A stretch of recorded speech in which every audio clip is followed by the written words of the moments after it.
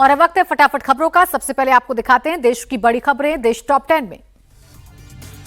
Delhi blast case में आरोपी आमिर की हुई पेशी। पटियाला हाउस कोर्ट ने 10 दिन की एनआईए की कस्टडी में भेजा। एनआईए ने आमिर रशीद को दिल्ली से किया था गिरफ्तार। धमाके में इस्तेमाल कार आमिर के नाम पर रजिस्टर्ड। दिल्ली ब्लास्ट मामले में एजेंसी की जांच तेज। सूत्रों के मुताबिक पिछले साल से एक सुसाइड बॉम्बर ढूंढ रहा था उमर पर सुसाइड बॉम्बर तैयार करने की जिम्मेदारी थी। जसीर उर्फ दानिश को सुसाइड बॉम्बर बनाना चाहता था उमर। दानिश को अल फलाह यूनिवर्सिटी के पास कमरे में रखा था।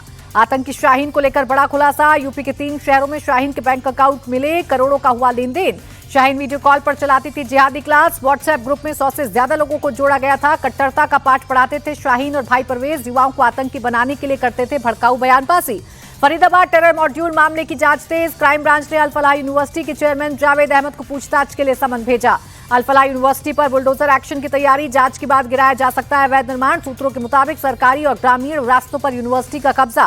कानपुर मेडिकल कॉलेज से 7 और डॉक्टर लापता। टेरर मॉड्यूल में सुरक्षा एजेंसियां कर रही हैं तलाश। दिल्ली धमाके पर महबूबा मुफ्ती के बयान पर ओवैसी बोले, दिल्ली में आतंकी हमले की हम निंदा करते हैं। आतंकवाद के लिए यहां कोई जगह नहीं है। ऑपरेशन सिंदूर 2.0 को लेकर आर्मी चीफ ने दी वार्निंग। कहा, जो आतंक को बढ़ावा देगा उसको देंगे जवाब। पानी और खून एक साथ नहीं बह सकता। अगर कोई ब्लैकमेल करेगा तो हम शांत नहीं बैठेंगे। और अब देखिए यूपी टॉप 10। लखनऊ में सीएम योगी आदित्यनाथ ने जनता दरबार लगाया। एक एक करके लोगों की फरियाद सुनी। रक्षा मंत्री राजनाथ सिंह ने special intensive revision SIR form भरा। मतदाता पुनरीक्षण प्रक्रिया में हुए शामिल। लखनऊ में 39 लाख वोटर्स की एसआईआर प्रक्रिया होनी है। सोनभद्र में पत्थर की खदान धंसने के बाद दूसरे दिन भी रेस्क्यू अभियान। एनडीआरएफ और एसडीआरएफ की टीम राहत बचाव के काम में जुटी। अब तक एक शव बरामद। शनिवार को धंसी थी खदान।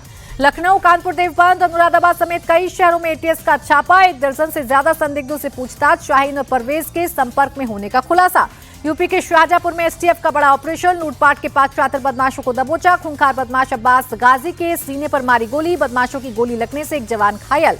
प्रतापगढ़ में पुलिस और बदमाशों के बीच मुठभेड़। 2 बदमाश गिरफ्तार। 1 दर्जन से ज्यादा मामलों में आरोपी। पिस्टल बाइक भी बरामद।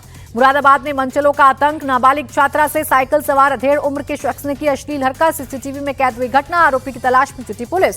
सीतापुर में उधार सिगरेट न देने पर चाकू से हमला। बदमाश ने दुकानदार के बेटे को चाकू मारा। हालत गंभीर। मौके पर पहुंचकर जांच में जुटी पुलिस। मेरठ में सरेआम स्टंटबाजों का तांडव। चलती गाड़ियों पर चढ़कर स्टंटबाजी। खुलेआम सड़क पर ट्रैफिक नियमों की उड़ाई धज्जियां। नोएडा के सेक्टर 18 स्थित कृष्णा प्लाजा में शॉर्ट सर्किट से आग। दमकल की 15 गाड़ियों ने आग पर पाया काबू। हादसे में किसी के हताहत होने की खबर नहीं। और अब देखिए बिहार टॉप 10। बिहार में नई सरकार के गठन की तैयारियां तेज। सीएम नीतीश ने राज्यपाल से की मुलाकात। 20 नवंबर तक हो सकता है शपथ ग्रहण। नई सरकार के गठन को लेकर फॉर्मूला तय। बीजेपी और जेडीयू के बीच बराबरी की हिस्सेदारी। दोनों डिप्टी सीएम पद पर फिर से बीजेपी का कब्जा। चिराग की पार्टी को मिलेंगे 2 मंत्री। सूत्रों की खबर। कटिहार से नवनिर्वाचित विधायक तारकिशोर प्रसाद का बयान। नीतीश कुमार ही दोबारा बनेंगे सीएम। हम पार्टी के अध्यक्ष संतोष सुमन का बयान। का नीतीश के नाम पर सभी दल सहमत। 20 तारीख तक पूरी होगी प्रक्रिया। बिहार में हार के बाद आज आरजेडी की बड़ी बैठक। तेजस्वी यादव के घर पर दोपहर 2 बजे पहुंचेंगे निर्वाचित विधायक और हारे हुए प्रत्याशी। बिहार विधानसभा चुनाव के नतीजों की समीक्षा होगी। पटना में कल बीजेपी विधायकों की बैठक। सुबह 10 बजे पार्टी दफ्तर के अटल सभागार में मीटिंग। बैठक में चुना जाएगा विधायक दल का नेता। वीआईपी प्रमुख मुकेश सैनी का विवादित बयान। कहा, बिहार में 10,000 रुपए में मिलती है सरकार। रोहिणी के बाद लालू की 3 और बेटियों ने घर छोड़ा। रागिनी, राजलक्ष्मी और चंदा यादव मायके से दिल्ली लौटी।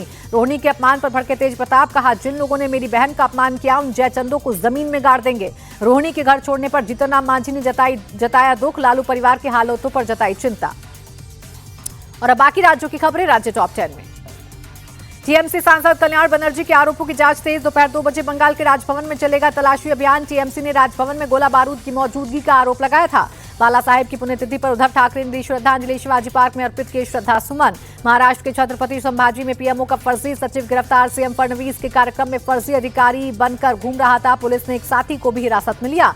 गैस पाइपलाइन में खराबी के चलते मायानगरी मुंबई में सीएनजी की शॉर्टेज। नवी मुंबई और ठाणे में भी सीएनजी की सप्लाई बाधित। सीएम विष्णुदेव साय का बड़ा बयान। जल्द ही बस्तर पंडुम का होगा आयोजन। इस साल बस्तर ओलंपिक में 3 लाख से ज्यादा खिलाड़ियों ने हिस्सा लिया है। देहरादून में हाई प्रोफाइल मारपीट का मामला। पूर्व विधायक प्रणव चैंपियन के बेटे ने 20 सड़क पर पूर्व मुख्य सचिव के बेटे को जमकर पीटा। कानून व्यवस्था पर उठे सवाल।